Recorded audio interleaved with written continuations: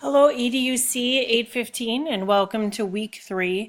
We're talking about screencasting this week, which I find very relevant because this is the technology I've been using to deliver my lectures to you for this course.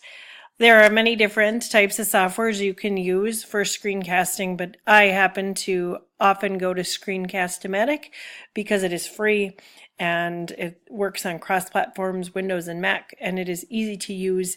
The only limitation I found is that you get 15 minutes of free recording and that's it. So if you need to go longer than that, then I often break projects into 2 parts. If you find that you're using it often and you need longer recordings, then you can pay for a version that will allow you to record for longer amounts of time. I like screencasting because if I'm ever gone as a media specialist and I need to show students anything on the computer, anything technical, anything they need to do on a website, I can record myself doing those things, talking about common misconceptions or mistakes, giving them directions, and then I'll record it, upload it to YouTube, and then put a shortcut to it in my subfolder. It's helped me time and time again. So this is a great technology to advocate for your staff to use, especially when they have subs. But I have seen administrators use it as well. My superintendent used it when talking about some bond issues and why we needed to pass a referendum. She created a PowerPoint and then went through it step by step. And this was the tool that she used to disseminate information to our community. There is 15 minutes of time, like I said, and if you make a mistake, you're going to have to stop and do it over again. So you have a few choices. Either you edit your video or you just decide one and done. If I make a mistake, I make a mistake, or you have to pre-record or re-record. The other thing you have to consider when screencasting is finding an environment. And so I often just go into my office, put a sign on the door, please don't disturb, I'm recording, and then I record. Sometimes I've had to do it again, but that often helps, just finding that space. That's a tricky thing. The other thing is finding a microphone. Now, right now I'm at home and I'm using the built-in microphone from my MacBook Pro, but at school I use a stick mic, or you can buy what's called a snowball, which is a multi-directional microphone.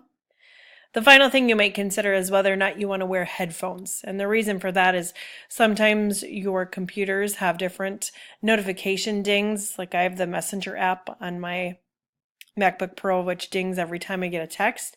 So if you're wearing headphones, only you will hear that ding in your headphones, and then you'll get a clear recording as you go so that you don't have to redo anything. There are several different softwares you could use for screencasting, but like I said, I like Screencast-O-Matic. So it is 3 words, Screencast-O-Matic.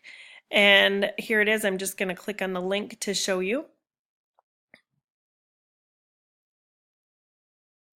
And then here I just say start recording for free and then launch free recorder.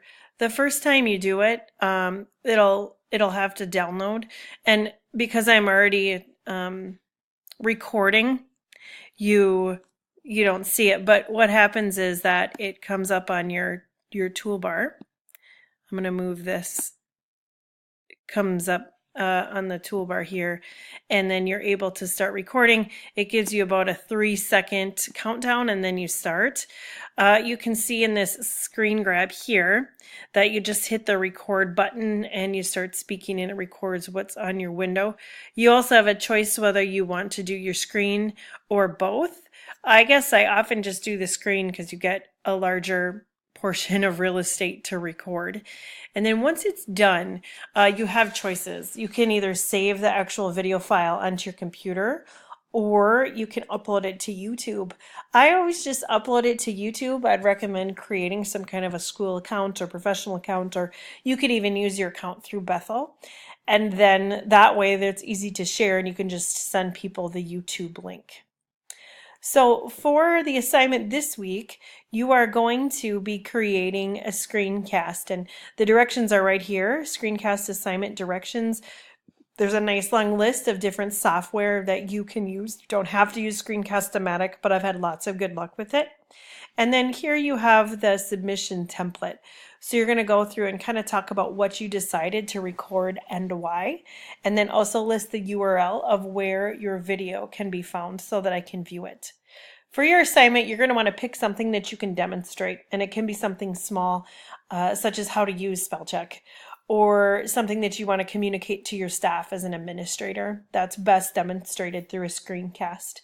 For this assignment, you're only being asked to create a 3-minute video because having to edit something or to talk longer than 3 minutes without having to edit is kind of challenging.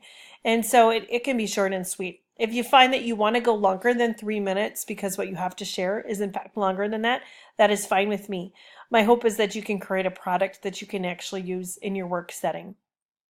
Different from this week, I also want you to take time to listen to this podcast called Screencasting, and it's recorded by the former instructor of this course, Dr. Mike Lindstrom. I think he goes through screencasting in more detail and better than I can. And so instead of trying to reinvent the wheel, I'd like you to listen to the podcast, create your screencast, and then answer these questions about living in the cloud.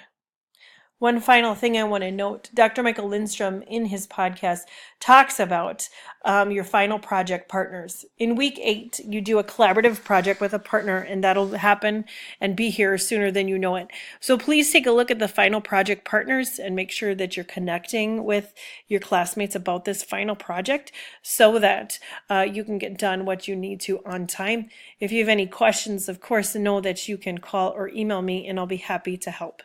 Again, please make sure you listen to the podcast about screencasting and complete the assignments for this week. My hope is that you enjoy screencasting and find it a useful tool in your profession.